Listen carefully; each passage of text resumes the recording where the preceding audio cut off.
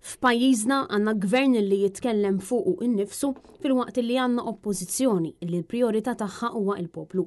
Dan intqal f'konferenza tal-aħbarijiet indirizzata mix-Shadow Ministers Claudette Buttigieg u Charles Azzopardi u din il-Ministeru tal-Finanzi fejn Claudette Buttigieg spjegat kif il-ħamis il-Partit Nazzjonalista ressaq mozzjoni sabiex jittaffa il-pis tal-għoli tal-ħajja minn fuq il-familji Maltin u Għawġin.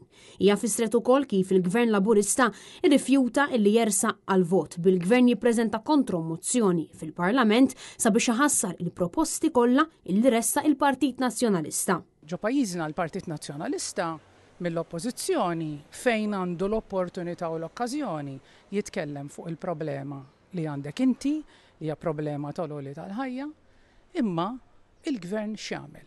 Il-Gvern, speċjalment il-Prim Ministru Robert Abela, jitkellem fuqu innifsu biss fuq il-problemi tiegħu.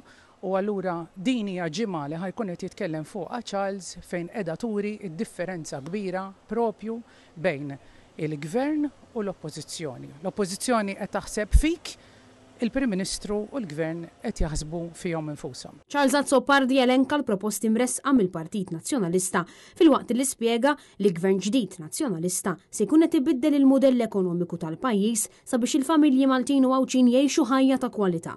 U anka semma d-differenza ċara illi ħarġet bejn il-Gvern Laburista u l-Partit Nazzjonalista, gvern illi ma għandux għal-qalbu l-anzjani u Partit Nazzjonalista illi l-priorità tiegħu hija l-poplu jgħix ħajja deċenti. Dier aktar ċar, raġa dier aktar evidenti kemm dan il-Gvern Laburista, dan il-moviment Laburista m'għandux għal-qalbu il-familji, m'għandux għal-qalbu il-ħaddim, m'għandux għal-qalbu lill-anzjani, m'għandux għal-qalbu l dawk kollha li qegħdin ibatu, li qegħdin isofru minħabba l-għoli sproporzjonat tal-ħajja.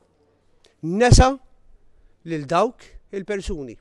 Persuna minn kull 5 f'Malta li qiegħda tgħix fil-faqar. Il-Partit Nazzjonalista ressa il-mozzjoni għal ġlieda kontra l-għoli tal-ħajja fil-waqt li l-Gvern għata qalbu u mhux qed joffri l-ebda soluzzjoni.